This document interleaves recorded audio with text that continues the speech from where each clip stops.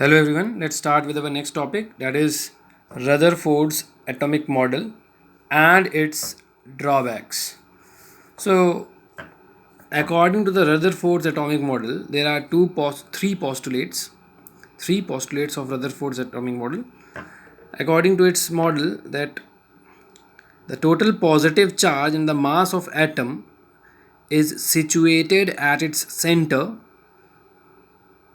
of radius almost equal to 10 raised to power minus 15 meter or 1 Fermi. This space is called nucleus.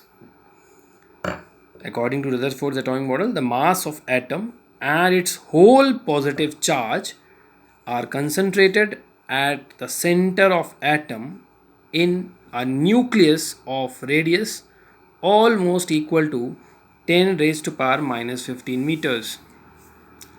Second postulate is the negatively charged electron are revolving around the nucleus and they are distributed in a hollow sphere.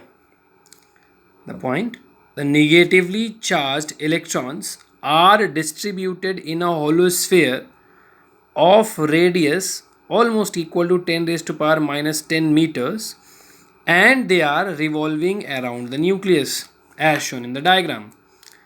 And the third postulate is the total negative charge of atom is equal to total positive charge, means the total negative charge of electrons which are revolving around the nucleus is exactly equal to the amount of total positive charge which reside inside the nucleus. So these are three postulates of Rutherford's atomic model. Let's see the drawbacks of Rutherford's atomic model. First is two drawbacks, and first is regarding stability of atom. According to the Rutherford's model, electrons are revolving around the nucleus continuously, then definitely some energy must be radiated by the electrons. So due to the continuous radiation of energy of electrons, the radii of their orbits should be continuously decreasing. Hence, after some time, these electrons should fall inside the nucleus.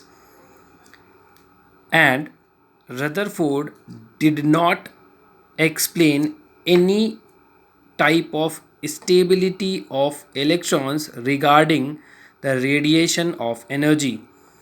So this is first drawback of Rutherford's atomic model. Second is regarding explanation of line spectrum.